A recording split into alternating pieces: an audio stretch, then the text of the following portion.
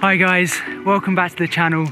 This week, it's rained again for the third consecutive week. We've got rain, so but we're not going to let that deter us. We're here with the M4 CS this week. This is an awesome car owned by one of my friends, and we're going to go for a quick drive. But first, I'm going to take you for a quick walk around and talk about some of the details of this car.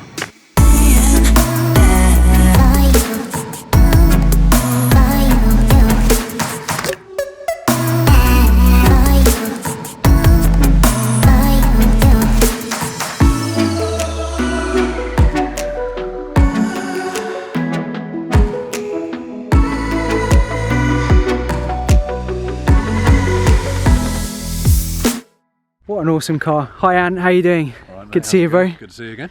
So, you've had this car for a little while now, haven't you? Yeah, I've had it for about 6 months now, I think. 6 months? Yeah, still loving it. Yeah, well, mate, I love the colour. It's San Marino blue.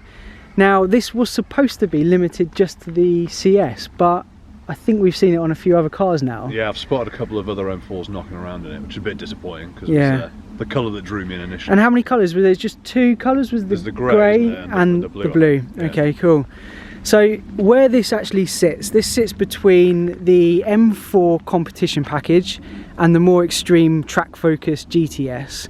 So it borrows parts from both cars.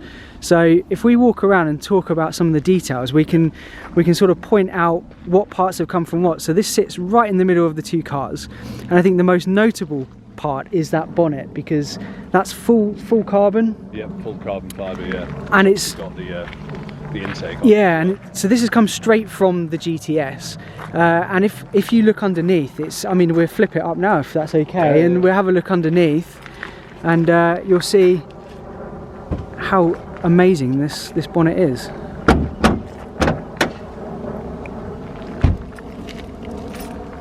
It's outrageously light. It's like there. Wow, that's so cool. I'm not sure if the camera's picking it up, but you can see all the weave there in the carbon fibre. It's really cool. And then you've got nice carbon brace as well through here. Yeah, it's really nice tight little package there. So in terms of output, I think this is what, 450 horsepower, something like that. Yeah, so let's just feel how light this is. Wow, that really is light, isn't it? That's incredible. Wow. Yeah, pretty much slamming it. Yeah. Wow. It looks awesome, doesn't it? The muscle lines with that the vent. Yeah. So another part with the CS is you've got this splitter as well. So it's slightly extended splitter here, carbon splitter. It looks really cool as well.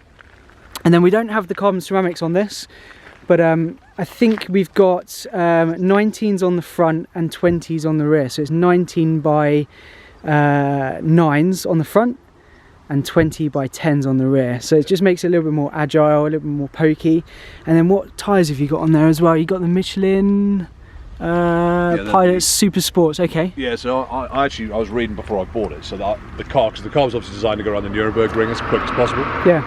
And the car was actually designed from the ground up to be on these specific tyres. Okay. So that when they started doing it, these are the ones they picked. So yeah, it's unfortunate for me because it means I have to fork out for the same tyres every time. I'm sure they're very expensive. Yeah, they are quite expensive, these tyres. And then when we come through to the rear, you haven't had this PPF. You've just got a little bit of PPF here, just for the stones. Just for the stones, yeah. So the exhaust system on this is the same as the M4 competition, but what I do really like are these rear tail lights. So you can see this, they're OLED, and it's like a leafed kind of effect. It's come straight from the GTS, and it looks so cool. And when these turn on, are we able to flick them on with the... Watch this, guys. How cool is that? That is awesome. And then you have this little spoiler as well, carbon fibre spoiler as well, which looks so cool and really sort of makes that, that rear end looks so aggressive. It looks so cool. I love it. Yeah, I think that's the big thing with it, right? Is that there's a lot of little details in comparison to the compact that just make it look more aggressive. Yeah. And there's nothing that's overt, like it hasn't got a huge wing on it or anything, but no. You know, it's just little ones that add up, and it really does make it pop, I think. It looks so cool. And then we've got the carbon fibre roof as well. Yeah. And that again, is that the GTS has got the carbon fibre roof as well, I think isn't you can it? actually get the carbon fibre roof on almost all of them. You just have to spec it. But that comes as standard with it's standard with the CS. Well, my old one didn't have a roof, so Slightly different.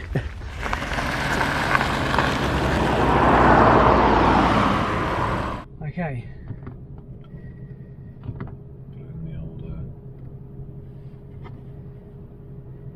How do you get on with the iDrive?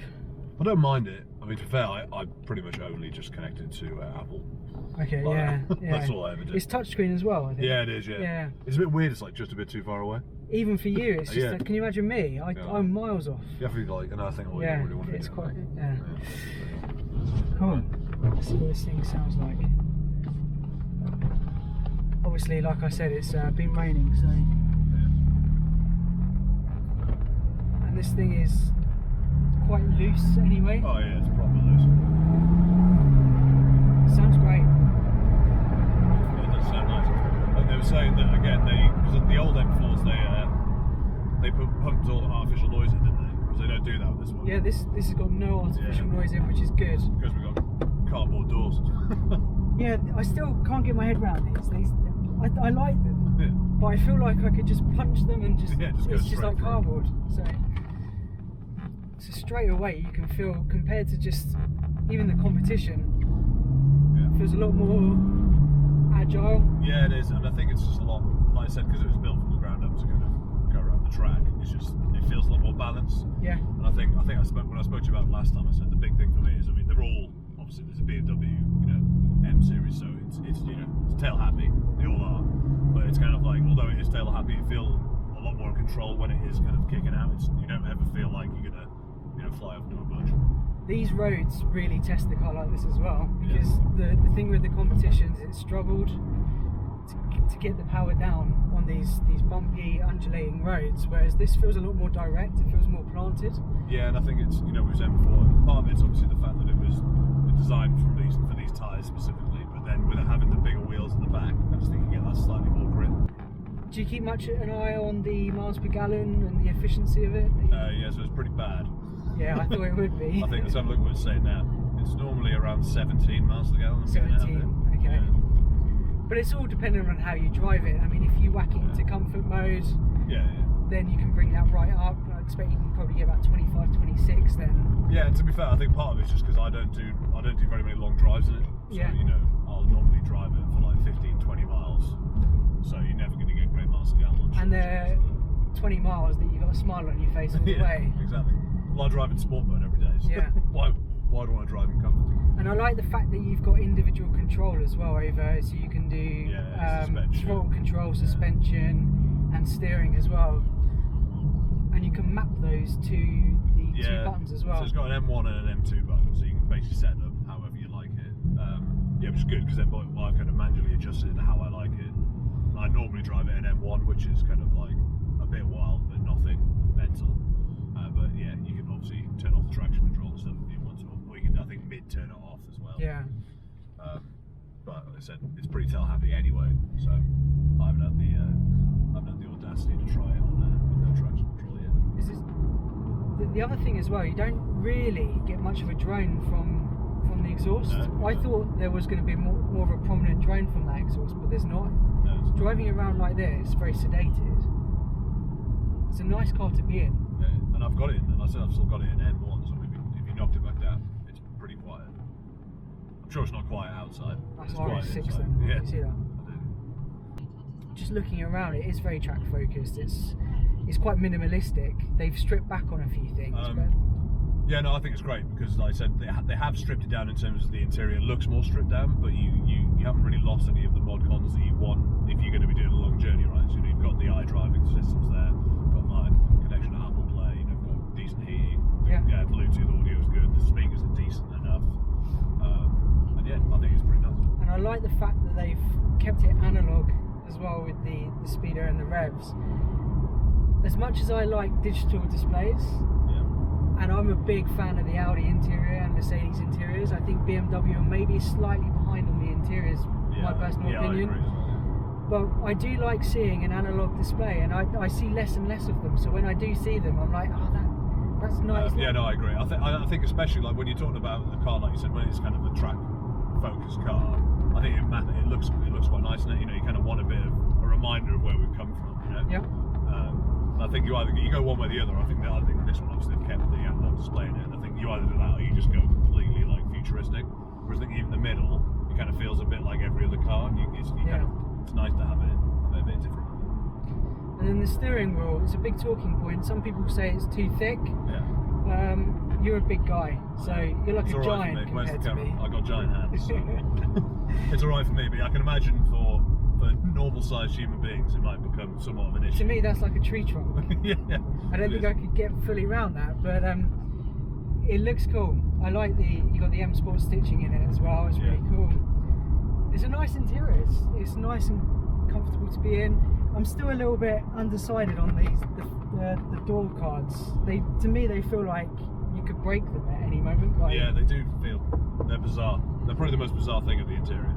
And the angle here is a bit weird as well with do you find your elbow slips off that? I find it's alright, but I read that, and then obviously I haven't got anything really in the middle.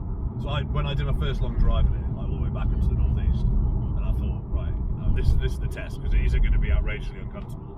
But actually I found it alright. Yeah. I can just about lean on there, so that's okay. So yeah, but I mean, yeah, some people, it's personal preference, right? So some people might find it a bit awkward to sit in for a long period of time, but I find it fun. No, it's cool, and I must say thank you so much for taking me out. We've been out in this before, but I thought we'd do a proper video this time. So I think we'll wrap it up there. Thanks, Ant, so much. I'll leave a link in the description to Ant's Instagram. If you're watching this on YouTube, thank you so much, and thank you for subscribing. If you haven't already, please make sure you do, because I've got loads of content to come. And yeah, thank you so much. Thanks, Ant. No worries. Cheers. Pleasure.